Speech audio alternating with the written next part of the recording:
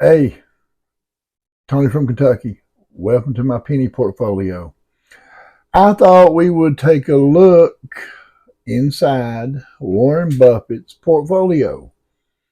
Everything I've read says he is arguably one of the best stock trader ever. So I'm just curious what he's got. I'm sorry about the size of this. I couldn't get the whole thing. I hope you can see it.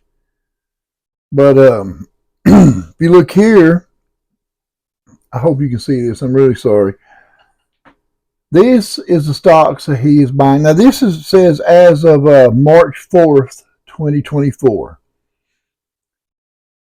He bought 316% of Sirius XM, ticker SIRI. 14% of Chevron Corp, CVX, ticker. 9% of Occidental Petroleum, ticker OXY. And that's what he's bought. This is the stocks that he sold and how much he sold of them. He sold 100% of Dr. Horton. He sold 100% of Markle Corp, 100% of Stone Company Ltd, and 100% of Globe Life. He sold 78% of HP, 32% of Paramount Global, and 1% of Apple. So that leaves him with 41 stocks in his portfolio, according to this article. He had 45, but the ones he just sold, obviously. So you see the percent change here in all these. Apple's at 1%, the rest of them's all zero, because he's got some companies here I've never even heard of. But surprise, surprise, right? Penny portfolio. He's got Apple, of course, Bank of America, American Express, Coca-Cola, Chevron, Occidental Petroleum, Kraft Heinz, Moody's Corp, Davida Inc., Citigroup, VeriSign, Kroger, Visa, MasterCard, Capital One, Amazon, Charter Communications. He's got Liberty, Sirius XM Group Series C, Snowflake Incorporated, Aon PLC, Alley Financial, Paramount Global, New Holdings, that's NU Holdings, T-Mobile, HP. Then he's got Liberty Sirius XM Group Series A also. Floor and Decor Holdings, ticker FND. He's got Louisiana Pacific Corp, ticker LPX. Liberty Formula One Group Series C, ticker FWONK, FWONK. He's got Liberty Live Group Series C, and he's got Sirius XM, Liberty Live Group Series A, NVR Incorporated, Diageo, Diageo PLC, ticker DEO. He's got Leonard Corp, Liberty Latin American Group Series A, ticker LILA. He's also got some ETFs. He's got Vanguard's S&P 500 ETF, ticker VOO. And he's got SPDR S&P 500 ETF, ticker SPY, SPY. Jefferies Financial Group, Liberty Latin American Group Series C, and Atlanta Braves Holdings Series C, ticker BATRK. Atlanta Braves. That's cool, right? Check this out now. This is supposed to be his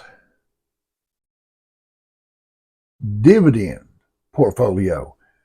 Now, this is as of April 5th, but I don't know because, we saw that he sold by March 4th, he sold 100% of Dr. Horton. Unless this was from that time, from that filing, SEC filing, or maybe he bought it back, or maybe his dividend portfolio is different from that one. I don't know. But in his dividend, here's the list of his dividend stocks owned by Warren Buffett. He's got Kroger, Capital One, Paramount, Louisiana Pacific, Occidental Petroleum, American Express, Leonard Corporation, Globe Life, Moody's, Aon, Dr. Horton, and we saw he sold 100% of that, but like I said, I don't know if it's different or what. Dr. Horton, Visa, Costco, Apple, and MasterCard. Now, also I was wanting to show you this. This is, as of April 2024, is the best stocks, I guess it's doing the best in the S&P 500, which is, no surprise, Super Microcomputer, NVIDIA, Constellation Energy, Deckers Outdoor, Micron, General Electric, and Meta Platforms.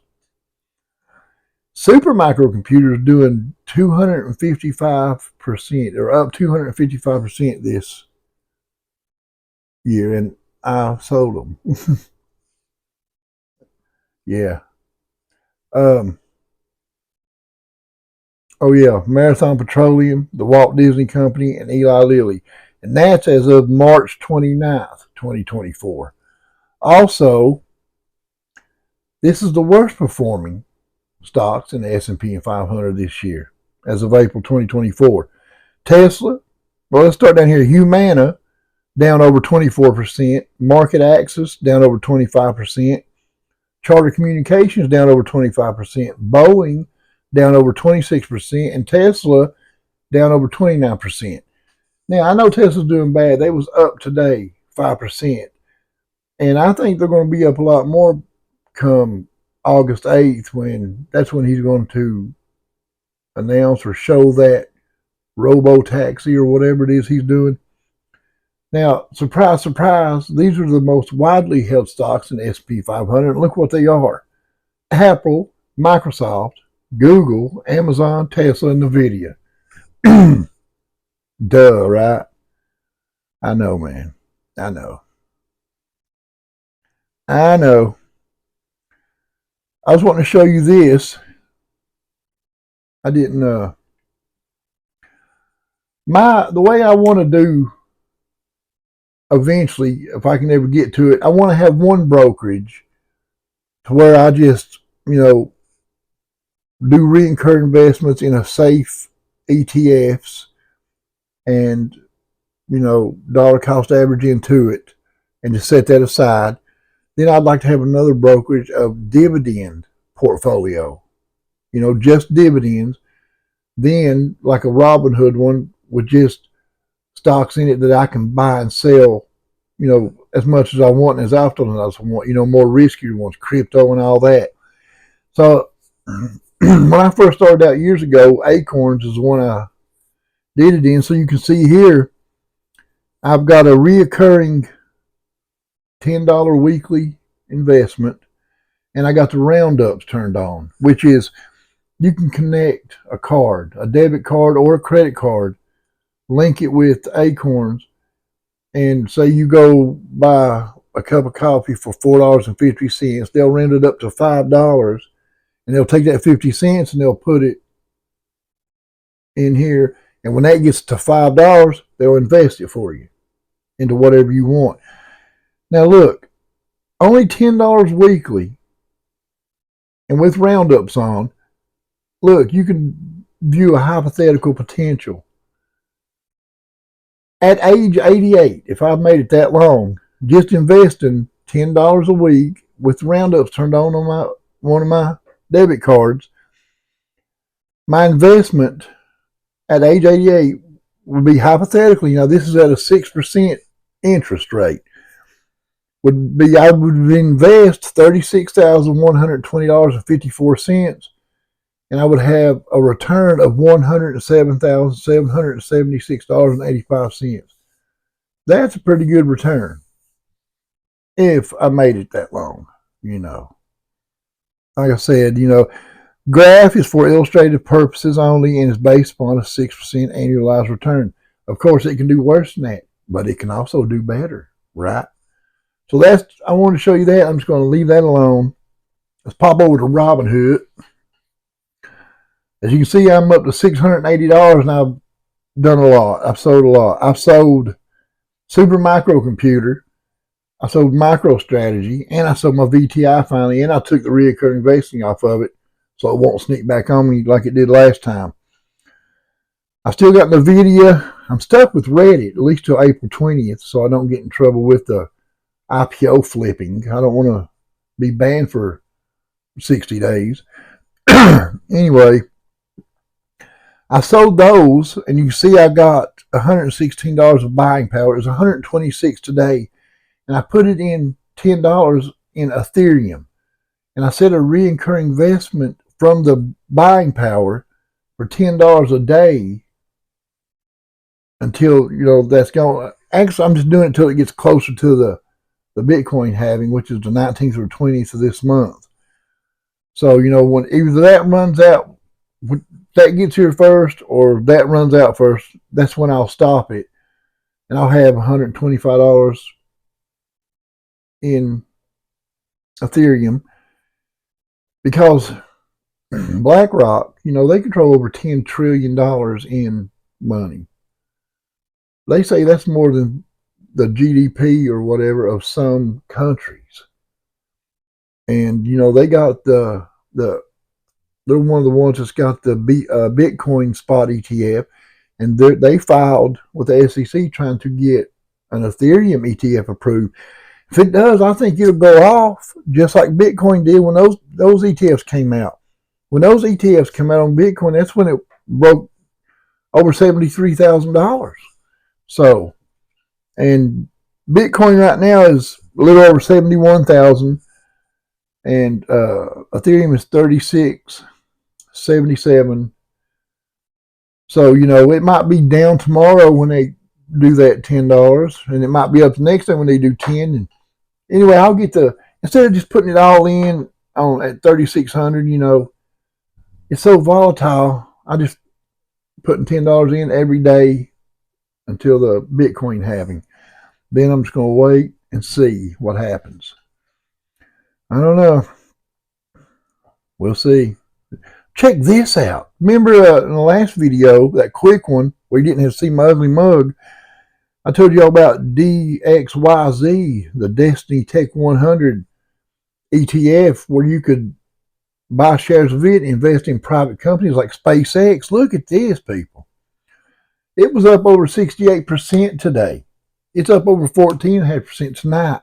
Look, I'm up total almost 350% in that one ETF. Well, see, all I could buy was one share. I got in at $25.42, and my market value is $113.98. Just today, I was up over 92.5%. Just today. Unreal. Imagine if I could have bought like 100 shares of it at the time instead of just one share. Penny portfolio. Anyways, that's me. As soon as I get a chance, I'm going to sell Reddit though. I still got that set to sell if it ever gets to $100, whether I get in trouble or not, which I don't think it will. But in case it does, I'm kind of worried about NVIDIA, man. The director of NVIDIA or whoever, he sold like $10 million worth of shares, and that freaks me out. That's one of the reasons I sold MicroStrategy. I saw that Michael Saylor or whatever his name is, he sold a bunch of his shares, and other people has in there. And anyway, what it's backed by Bitcoin, it goes up with Bitcoin and down with Bitcoin. So what's the use of having it and Bitcoin? That was my thinking. Plus, it made me nervous, so I sold it. And any stocks that I have on here, I don't plan on keeping them long term. I don't want to. If I can, I want to get in and out of them within, anywhere from 1 to 3 months, if possible. NVIDIA, if it gets to $1,000, which I hope it does, that's probably when I'll sell it, because I don't plan on holding NVIDIA. as of right now, long term. Excuse me. That DXYZ though, man, I don't. That's something else there now. I'll probably end up selling it too, but I don't know. I wish I could have bought more of it. Imagine if I could have bought like $5,000 worth. I'd be freaking out right now. Anyway, I just wanted to tell y'all that and all that. And I hope we all make a little money. I'm up 8.93% today. I'm at 680. I started on January 18th with $20. I bought $20 of VTI on January 18th. And it's April 8th, I think, and Bitcoin halving's coming. I'm worried that the Bitcoin halving might not be as good as the ones in the past because of the Bitcoin ETFs that came out. It done like a major bull run on that, man. And I don't know. I hope I'm wrong. I hope it goes wild and I make a few bucks. We'll see. I'll let you know, good or bad. But until next time, guys, take care of yourself and each other.